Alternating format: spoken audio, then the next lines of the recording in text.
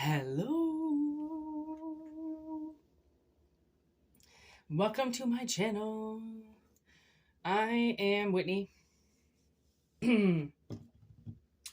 This is Whitney Moon Tarot. Whoa. Yeah, I was kind of feeling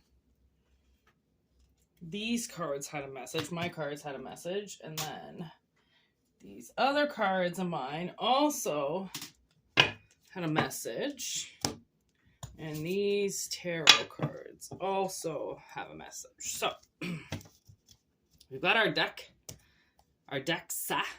The only actual deck I'm doing by a creator is the Witch's Tarot. Good old Ella Dugan, I believe. Ellen Dugan? I think she made that deck. Anyways, here we go. For those who are watching.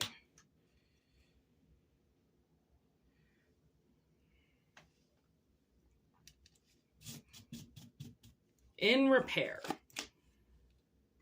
Oh, I just got that Coldplay song. Fix You.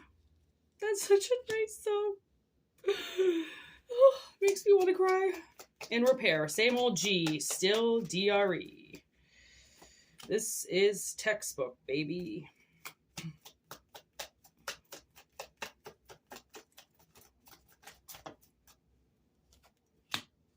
Ooh, okay. We've got a lovely message coming out today. How it unfolds is still beyond me, but it's in positive energy right now. So somebody's in repair. Okay? And I'm looking on the back. You know, these are the vice versa oracle deck that I did. Okay? There's things on both sides. And on the other side, it says no need to fuss. And I think that that's something to add into the reading, is that there is no need to fuss about this because you're the same person, okay, but you're transforming. Okay? But you still want to be the same person, and I get that. Because, like, you could have, like, awesome traits about yourself, and you're like, well, I don't want to change everything. You know, I just want to critique a few things. I want to get better. Like a wine, you know, older it gets, the better it gets, right? Maybe something like that. It's textbook. Like, somebody was lined up at this specific time to do this work, to repair themselves, because they've been unlocked. Realize I wrote finally, because I think you've probably been locked up for a while. And most likely just could have been like as simple as being unlocked from yourself, from your true nature, from how you truly are in the world. I mean, being kept away from anything would be a doozy. That's, you know, not cool. Not cool. Not cool, universe. But if you knew you were going to fuck it up, then wouldn't you have wanted to go through a particular period of in repair, say it's school or something, so then you could learn properly about it or get yourself in the right frame of mind. Like, maybe you want to be a 911 operator, but you suffer from massive PTSD. You got to get that post-traumatic stress kind of like tempered down a little bit so you can go and do your job properly. Could be something like that. We do have third-party interference. And third-party interference could be something like PTSD, right? Interfering in your life, all of a sudden coming first, right? You see your life, you're going happy, healthy, everything's good, and then boom, you get hit with the PMs, the painful memories, right? And now we've got bouncer out here.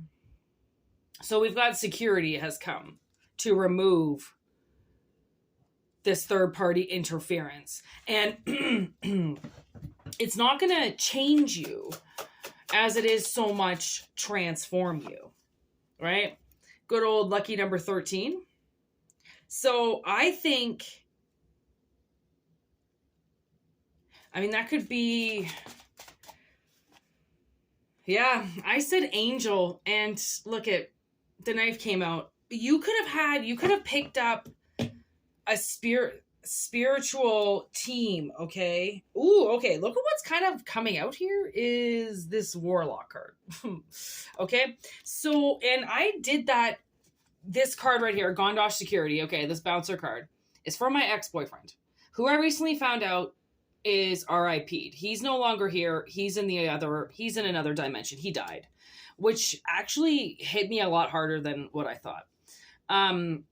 He was really bad into steroids and really bad into drugs, and he was the greatest person alive, though. That's the thing. And like, what I've found in my experience with this world is the drug addicts and the junkies and the throwaways and the ones that nobody wants, those people are the best people. They really are. They have the best stories. They have the best hearts. They have the best, most beautiful souls in the entire world, because they share everything. And they're not afraid to tell people things. They're not afraid to show their true colors, because at this point in time, they're just hoping for anything to accept them. And if nothing is going to accept them, then they might as well be as honest as possible through the whole rejection process then. Right? So I feel like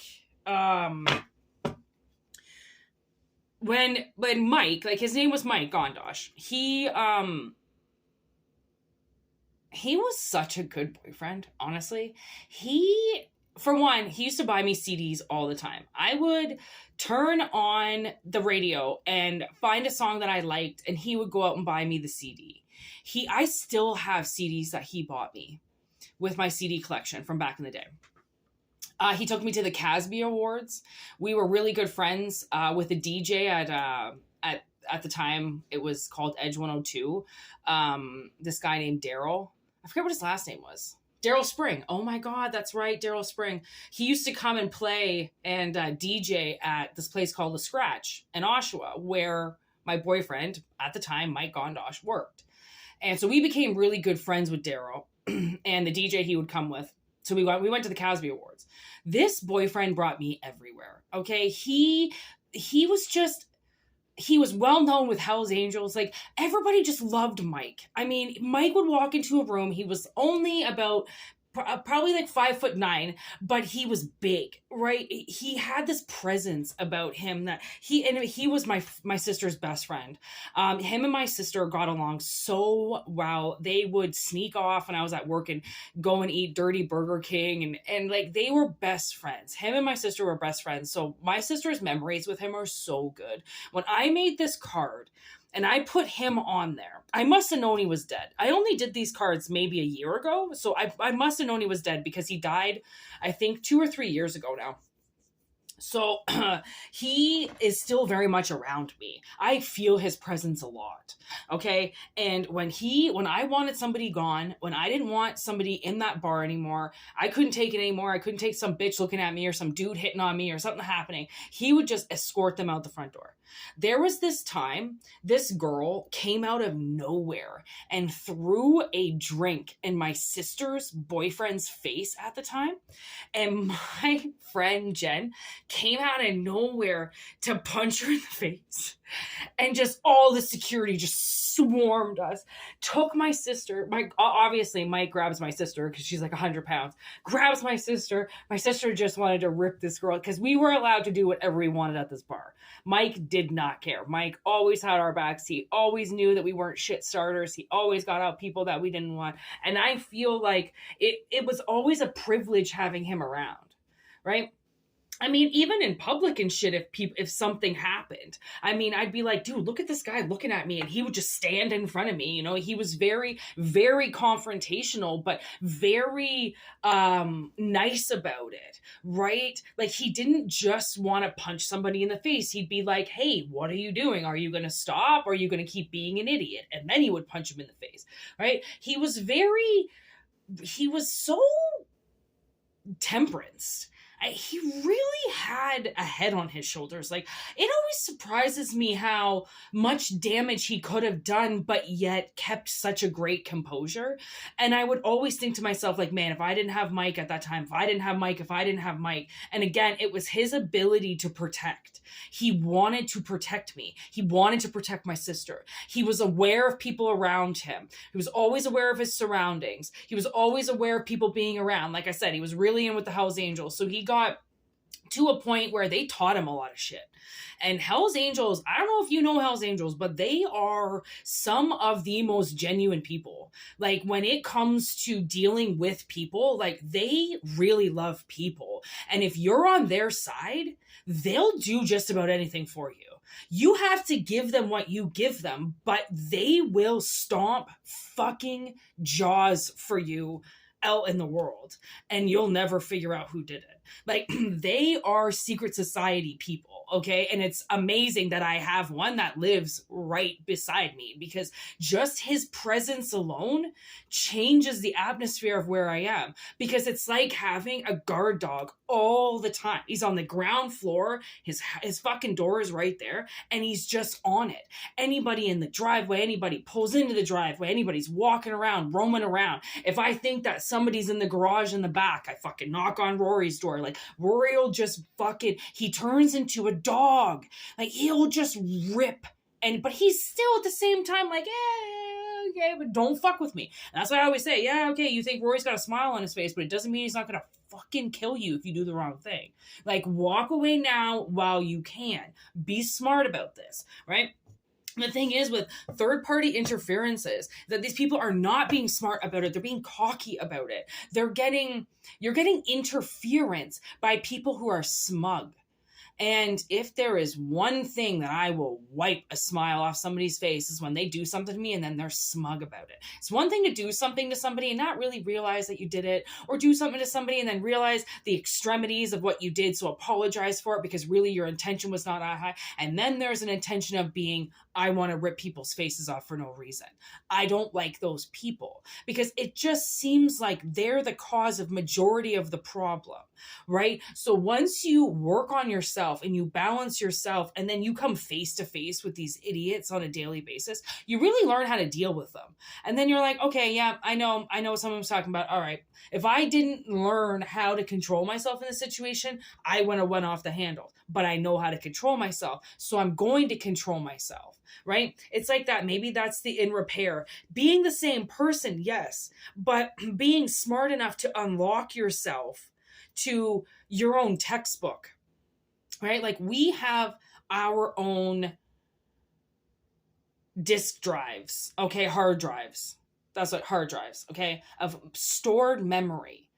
And we're our own teachers. We teach ourselves how to do things, whether or not we're learning off somebody else, right? We're still teaching ourselves. We still have to absorb it. We still have to learn it, right? So maybe this is like introducing yourself and tapping yourself into something that was always there for you, but not attainable, because it was being almost like abused as some type of gaslight, right? If you appear a certain way with this other thing missing, then people can say you're this way because there's no appearance of the other thing, like being grounded, like having a house being stable. So they label you unstable,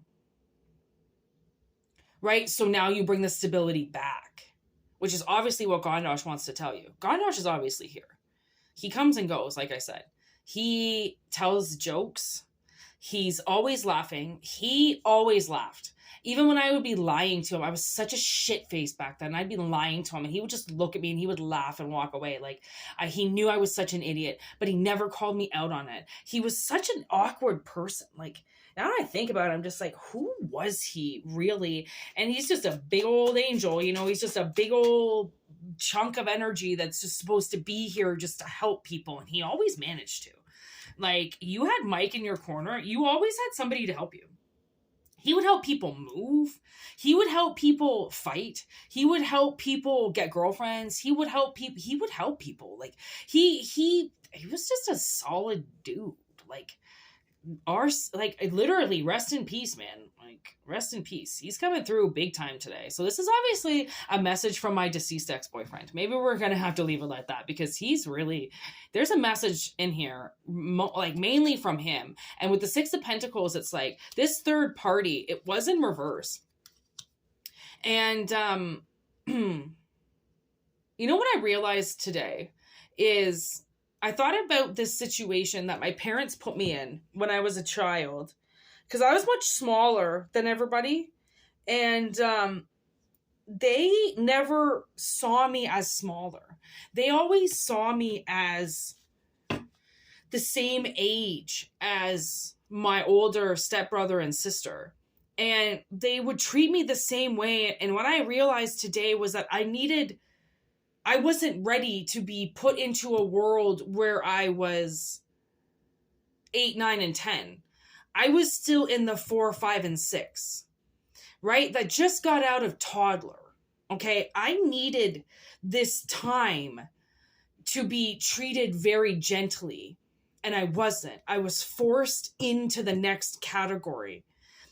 And I found out today that happened. And I didn't really, I always like putting together pieces of my childhood because it helps me.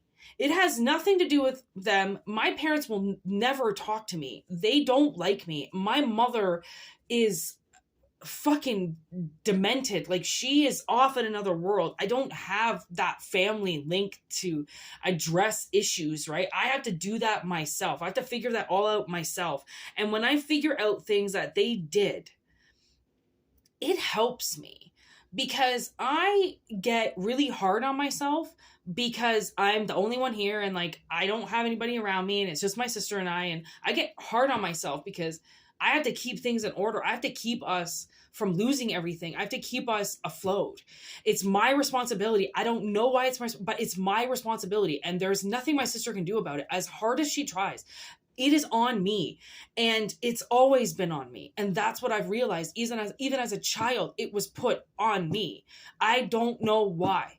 I don't know why somebody put some of the biggest burdens on my back as a child. And then what is so ironic about that is because of that weight, I have scoliosis. My spine is crooked. And it's physically because of something I did when I was 4 years old. And it reflected how I was already being weighed down, right?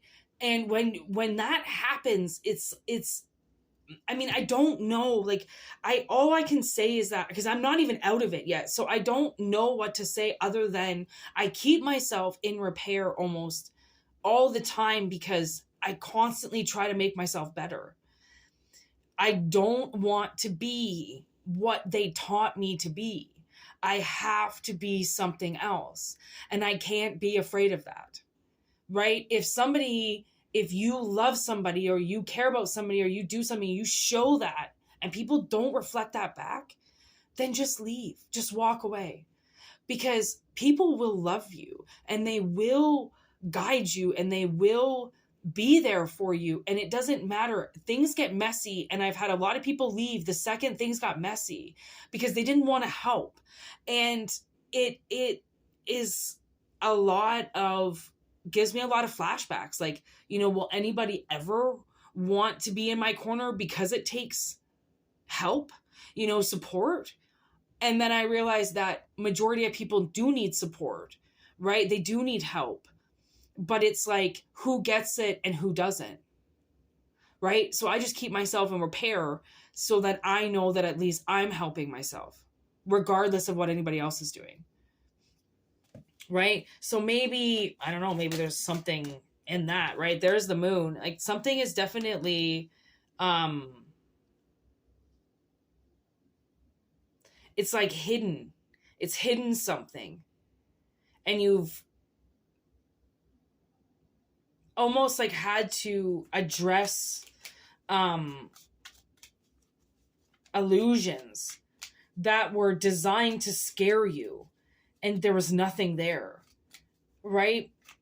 Somebody had to see the strength in being in the dark to know that nothing could scare them because something has been trying to do that. There's the Ace of Pentacles, something to do with this Six of Pentacles in reverse. Like, I don't know, maybe. And like, you gotta remember, like, people who fall off the track, and become alcoholics or junkies or, homeless, stuff like that. You always have to remember that, like, there's a reason why they're there. And some people get on the streets because they can't make money. It's impossible for them to do everything they try. They try to keep their life together and they just can't. And I almost feel like somebody wanted to keep you in the dark so then they can financially gain off of you. And that's like, you know, maybe government checks or something, right? Keep you like retarded, or like, that's so bad. Keep somebody in this world where all the money then passes them, right? Because they look like the junkie or the addict that's going to use the money to do something bad, or that can't support themselves, or they don't deserve it, or they're going to be irresponsible with it. It's like somebody has interfered with you.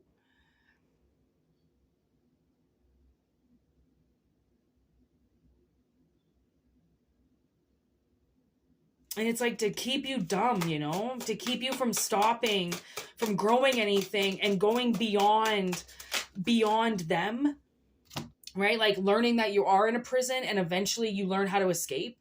And they don't ever want you to be able to escape, because once you escape, they can't use your energy anymore, right? They can't have you in jail anymore as like, almost like I see you getting put on display, right? Like, look at, I've captured them and they're here. And, you know, like, come look at the witch we captured, or come look at the warlock we captured, right? And put behind these doors so then they can't do anything, right? It's like taking something so high energy and removing it, and you not even knowing that you've been removed, right? 5 of Wands, but you're fighting back because your passion is at stake. Oh my gosh, look at that. 5 and 5. 5 of Pentacles and 5 of Swords.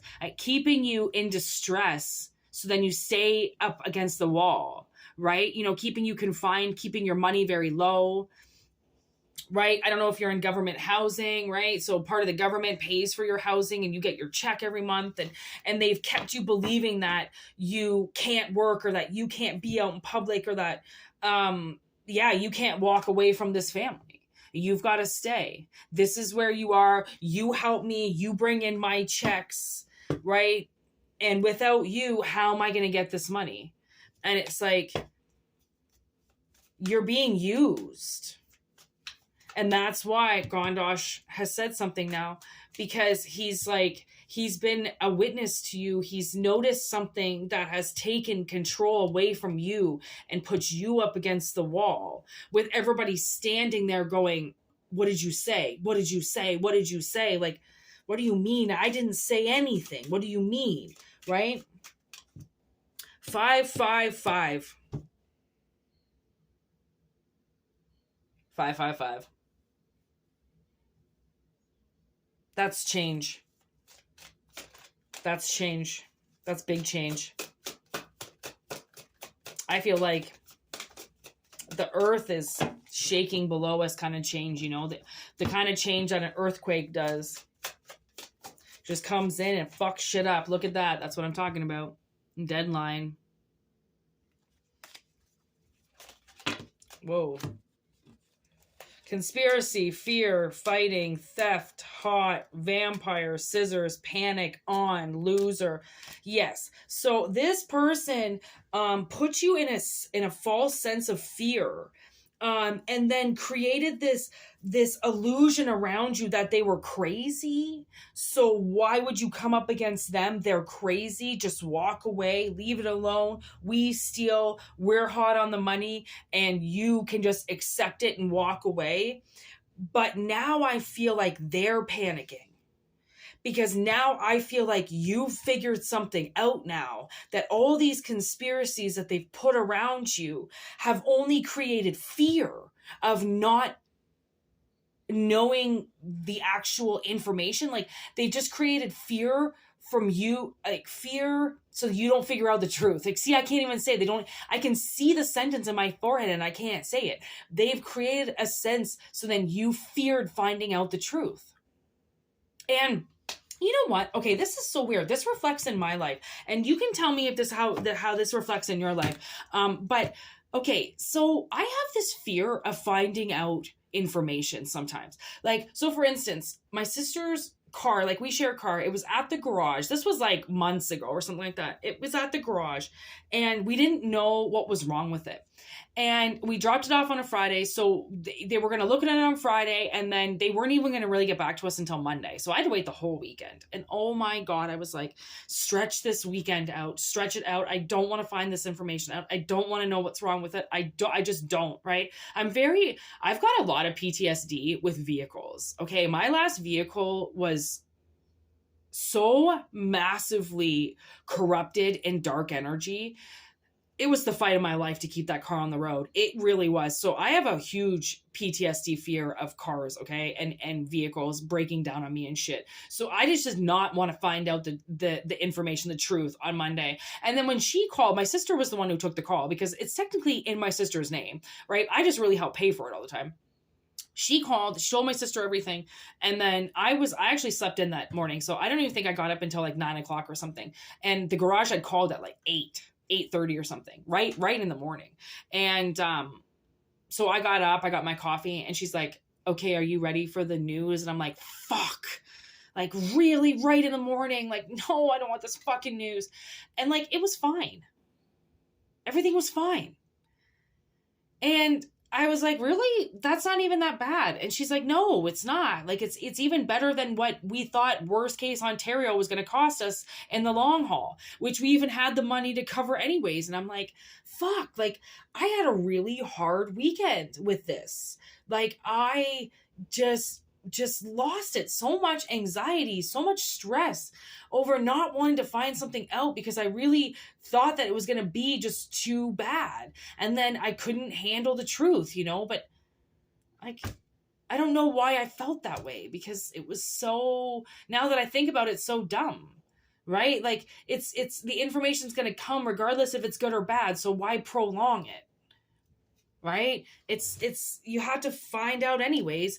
Maybe that's why we've got Pandora in it's in reverse on the table, and it's almost because you're gonna eventually open it up. You're gonna eventually see, right? So why prolong it? Why not just, what people say, rip the Band-Aid off? But actually, you don't have to rip the Band-Aid off anymore. As I've watched on YouTube, you can just put baby oil on that shit, or canola oil, or avocado oil. You put it on the Band-Aid and let it sit for like a couple minutes, maybe 5 minutes if you need to, and that Band-Aid just flies right off there. It doesn't take a single hair.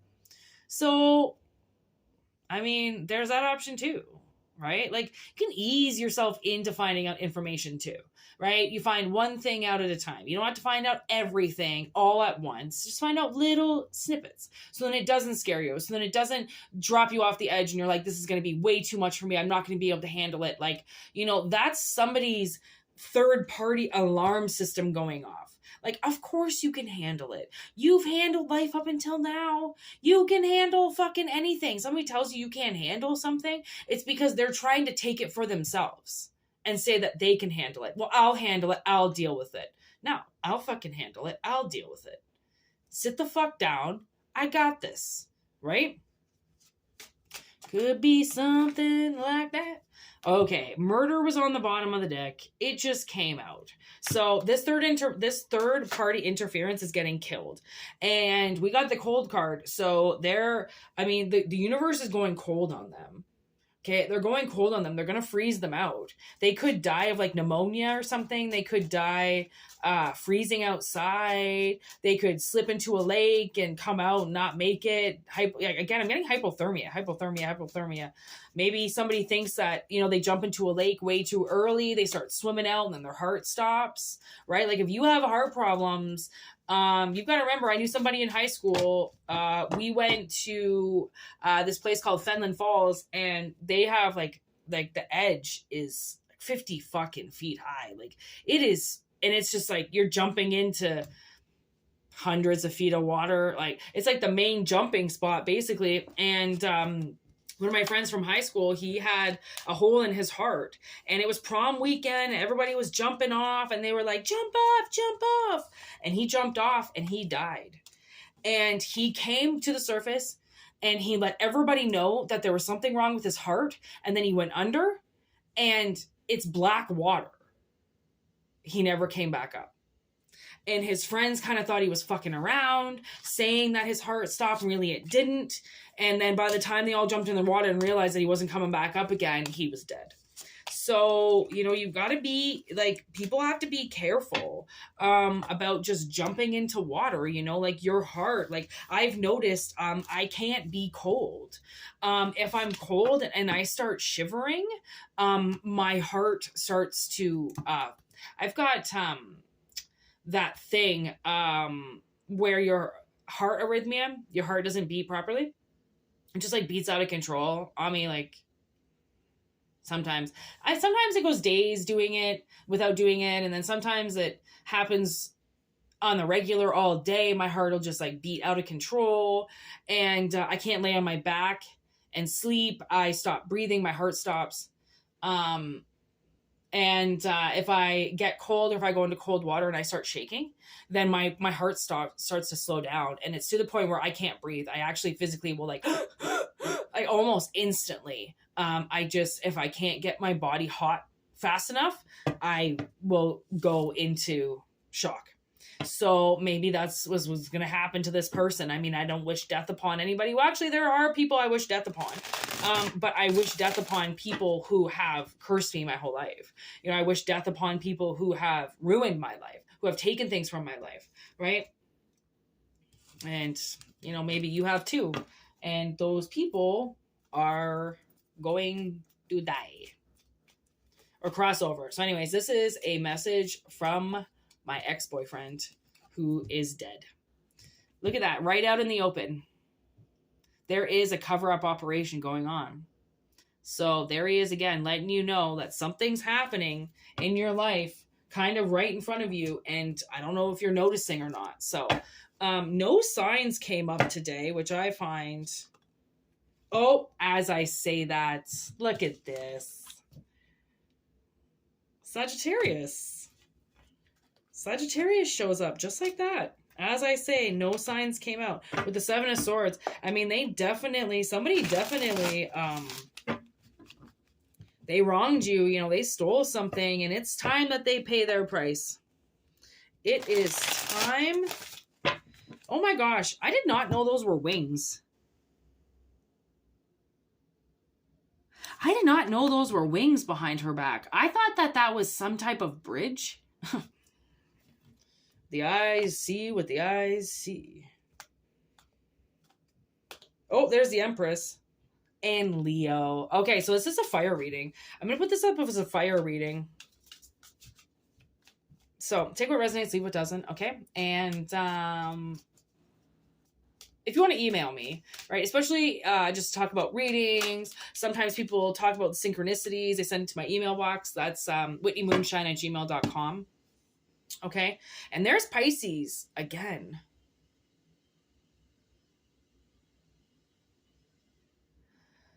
So I'm not quite sure I'm going to put this reading up, but anyways, if it resonates, it resonates.